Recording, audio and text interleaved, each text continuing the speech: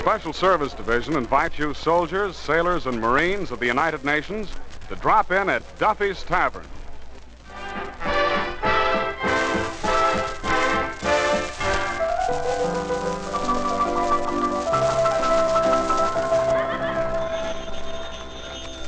Hello, Duffy's, where the elite meet to eat. Archie, the manager, speaking. Duffy ain't here. Hello, Duffy. Kate Smith? Yeah, she'll be here any minute. And Duffy, with Kate Smith singing here, will them shekels roll in? Shekels. Out-of-town customers. Why, Duffy, do you know how many people listen to Kate's program every Friday night? What? 500. Duffy, what would you say if I told you Kate Smith has over 1,000 listeners? Maybe even 2,000. Well, on 2,000, I wouldn't bet you. Well, Duffy, you see, according to statistics, there is one radio for every 2.5 people. Well, take around here now. Callahan's got a set, but Moriarty ain't got a set, and neither has Heffy McGuire, the midget. So you see, that's one set for every 2.5 people. What? Well, Duffy, to half a person don't have to be a midget. Well, it could be like half Indian, half Eskimo, or even like me, Duffy.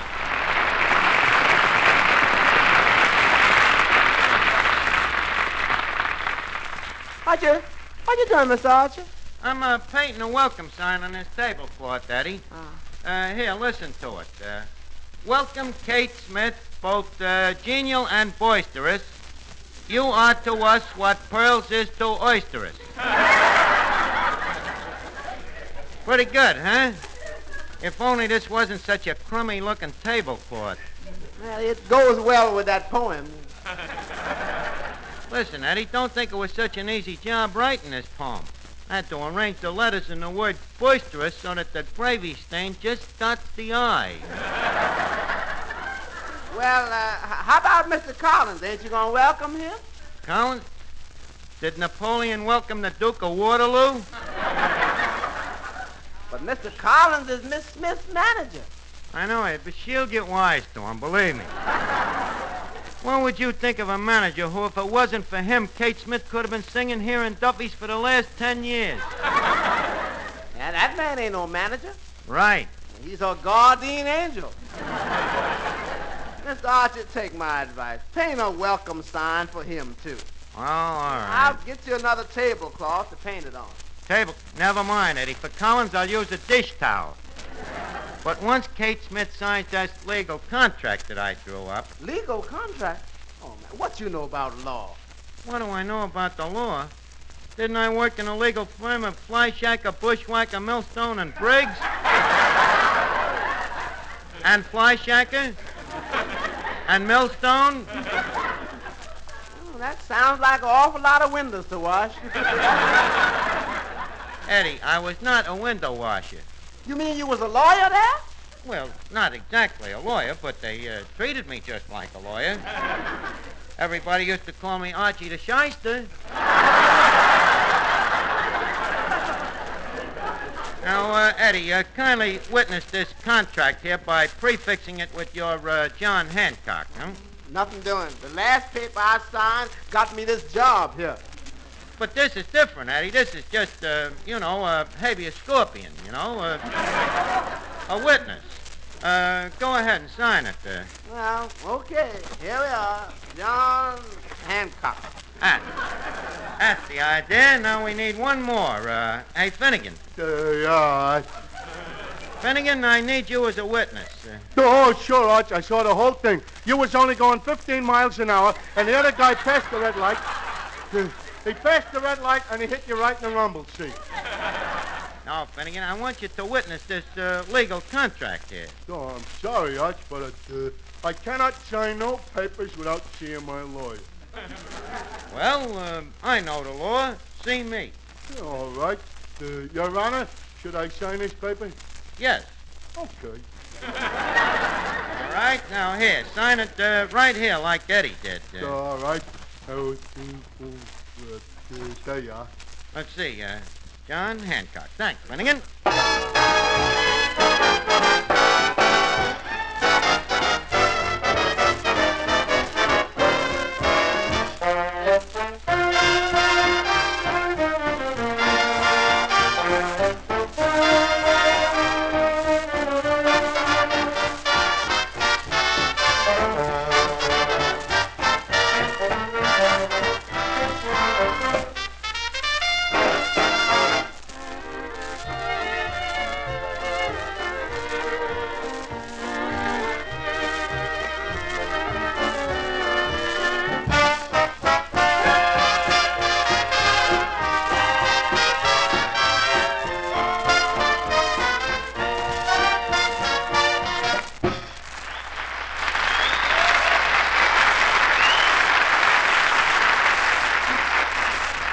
Before Miss Smith gets here, let's look over this list now. Polished mirror, dusty chandelier, make Van Steeden shave, change the fly paper, hide Duffy's picture.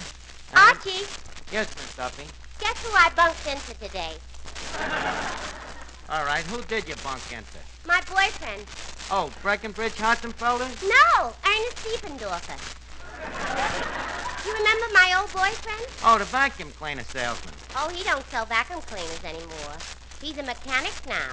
Yeah, what does he do? He fixes vacuum cleaners. Well, that's what I say. Nothing like a change in venue. So I'm walking along the street when all of a sudden I hear somebody say, "Hello, cutie." So naturally I turn around to say, "You got your nerve." And who do you think it was? Ernest. It was Ernest's brother. Well, I was warm. So I said, "Hello, George." You know, that's Ernest's brother's name, George. Oh. George Diefendorfer. What? George Diefendorfer. Who's that? Ernest's brother. Oh, yes, that's right. They would have the same last name. Well, anyways, I says, "George, how are you?" And he says, "Fine, Miss Duffy." So I says, "What's new?" So he says, "Oh, nothing." Then he says, "What's new with you?" So I says, "Oh, nothing." And then he says he's going up to Ernest's place and would I like to join him? So I says, "All right." So we went up there, and that's how I happened to bunk into Ernest.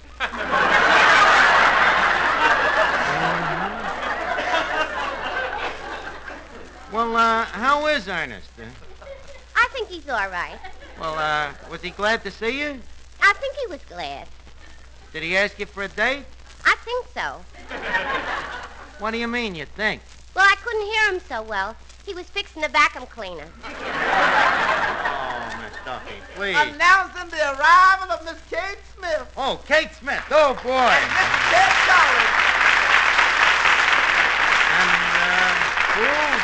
Miss Kate Collins. Oh, that's Collins, too. Hello, Archie. Oh, Miss Smith, it is indeed an honor to have you amidst among us. Welcome to Duffy's. Thank you. You know, some of the greatest people in the world have passed through these portholes. But the greatest of all is your very humble self. That's very sweet of you, Archie. How about my welcome? Look, Collins, we let you in, didn't we? Well, how do you like the place here, Kate? Terrific, huh? Sensational, huh? Huh? Huh.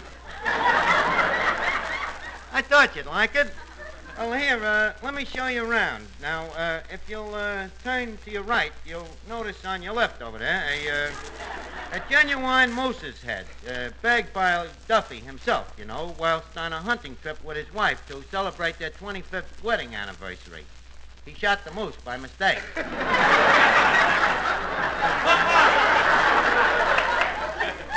Say, Archie, that's quite a head. Where's the rest of the moose? The rest of the moose, Yeah. It's sticking through the wall into the butcher shop next door. Well, Miss Smith, as I told you Friday night, you can see when you sing here at Duffy's, you ain't singing no honky-honk, you know? Oh, it's all set that I'm going to sing, eh? Well, not quite.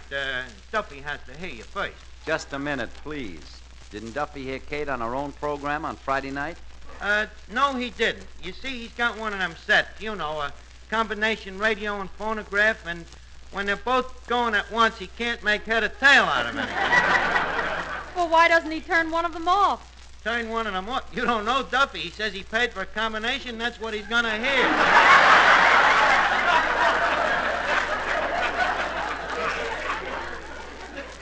Now, what do you say about a song, Kate? Well, Archie, I don't know. I don't think Ted would like it. He wouldn't like it. What does he know? The rest of the people will love it. I'll announce you. Folks, we now present the renoted female chanteuse, Miss Kate Smith. Now, during her song, I want you all to act like the little ladies and gentlemen I know you all are. Hey, Callahan, either take your feet off the table or put your shoes on. Miss Kate Smith, proceed, Catherine.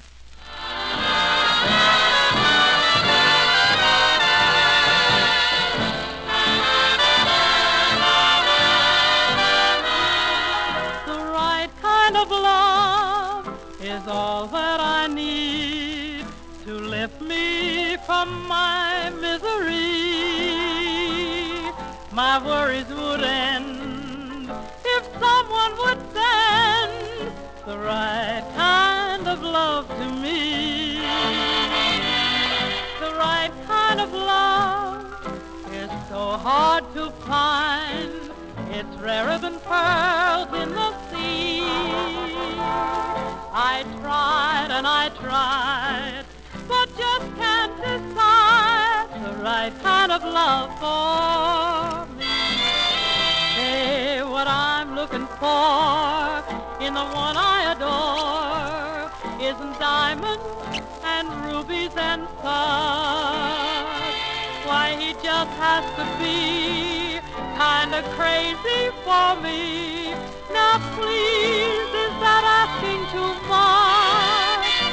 I'll work and I'll slave, I'll scrimp and I'll save when I find my love, yes sirree. Won't heaven be kind and help me to find the right kind of love for me?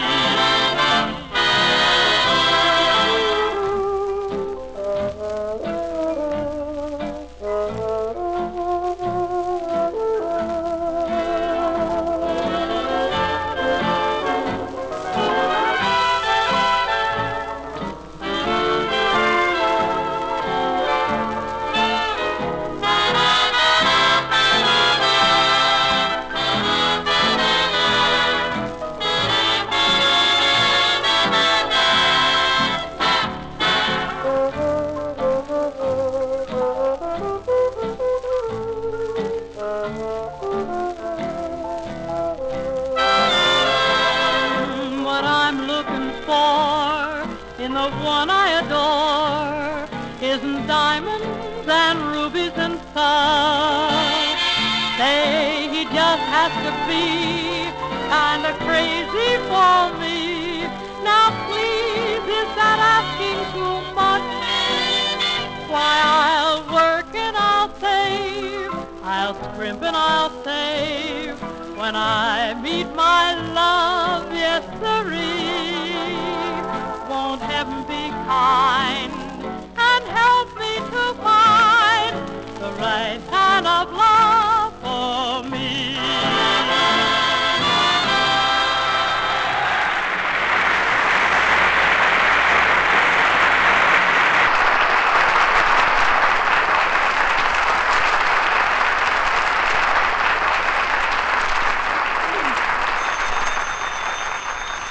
Hello? Oh, hello, Duffy. What? Too bad. Goodbye, Duffy. How'd he like it? Well, he says he couldn't tell the phonograph was playing the Anvil chorus.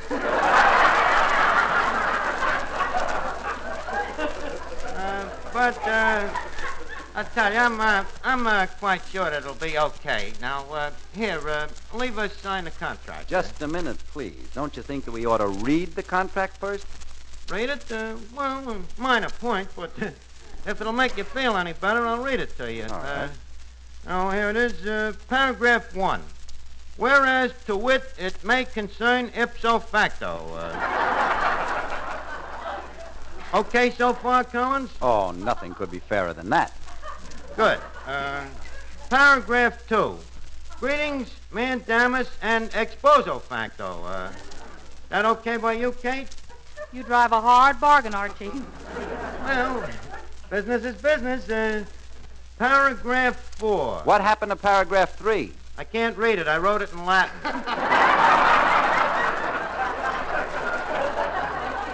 Now, here, paragraph 4. I, Archie, the part of the first party, doth agree and or assent and or affirm either and or testify. That's just protection there, of course. Testify that I, Archie, doth hereby do engage and or employ and hire the vocal services of one I.E. Viz. Kate Smith. Here it is, witness John Hancock. Now, if you'll just sign this contract, everything will be legal, null, and void. Now, just a minute, Archie. The contract doesn't say anything about money. Money? Yeah. Collins, you think I'm going to besmirch a beautiful contract like this with the mention of money? Well, I still would like to know how much I'm going to be besmirched with. Yes, and I'd like to put it in the contract. All right. Here we are. Archie, forget the whole thing. It's ludicrous. Ludicrous? Yeah. Oh, yeah? Well, ludicrous is as ludicrous does. It's all right by me. Leave us forget the whole deal. Kate don't sing here, and you don't get young editor Archie for your program. Young editor Archie? What is that? Only the greatest, most dramatic radio serial I have ever wrote. Drama, Collins. Stark raving drama. The thing that your program is lackingly short of. Would you care to hear it?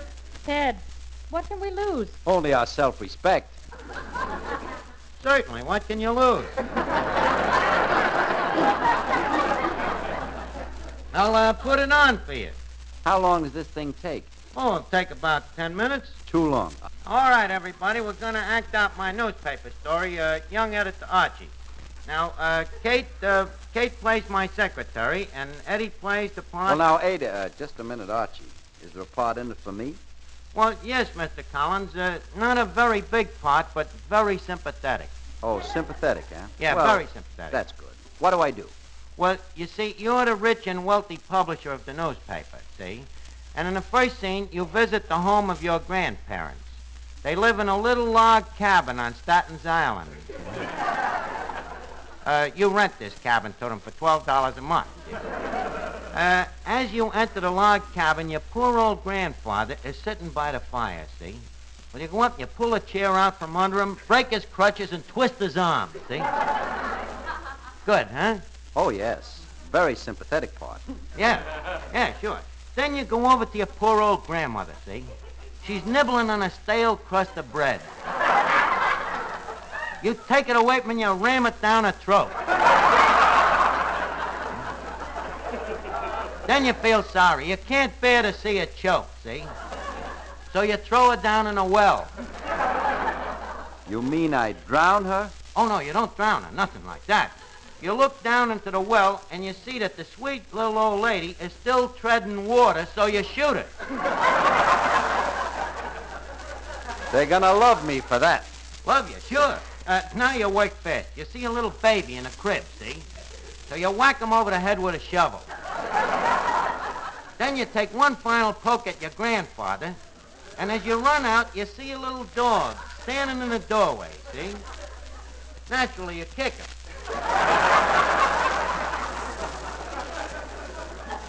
And this is going to make me sympathetic, huh? Sure will make you sympathetic. You see, it ain't a real dog. It's made out of iron, and when you kick him, you stub your toe, and the whole audience feels sorry for you.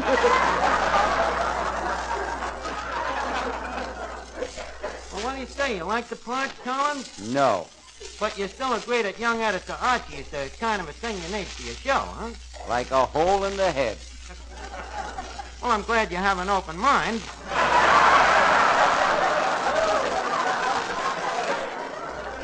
Well, suppose we act it out for you now. Is everybody set?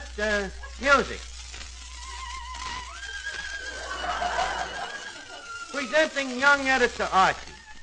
Editor Archie is sitting in his office. He is worried. Suddenly, his faithful Irish typesetter comes over to him, and editor Archie pats him on the head. He pats the Irish typesetter on the head? Yeah, he loves that dog. He raised it from a pup. Suddenly, the door opens gently. Ah, it is my faithful secretary, Kate Dinsmore. Hello, young editor Archie. Miss Dinsmore, you've been my secretary how long now? 39 years. 39 years of loyalty and devotion. Here's a free copy of the paper. Oh, that... Well, good night, Miss Dinsmore. I'm going down to the A&P, the Associated Press. See you later. Oh, that editor Archie. He hasn't got blood in his veins. It's printer's ink. To him, I'm just a secretary, Miss Dinsmore. Little does he know that this is more than just a job to me. It's being near him that counts. I love that boy. What's the difference if I say I'll go away? I know I'll come back on my knees someday. For whatever my man is, I'll be his forever. More.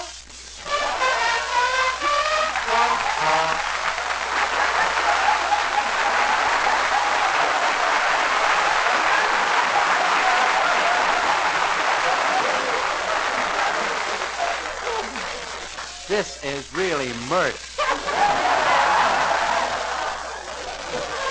Yeah, I thought you'd like it. Well, anyway, in the next scene, I'm back in my office. I thought you'd be back. You've been out of the script now for about 20 seconds.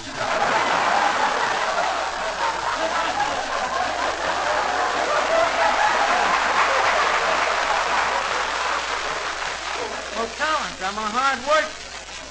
Suddenly the door opens. It is my faithful Wall Street financial expert, Billings. Billings? Yes, editor Archie. Billings, what's new on the stock market? Well, steel is going up, rail is going down. Wheat is going up, and commodities is going down. Very interesting. What else? The number today was 259.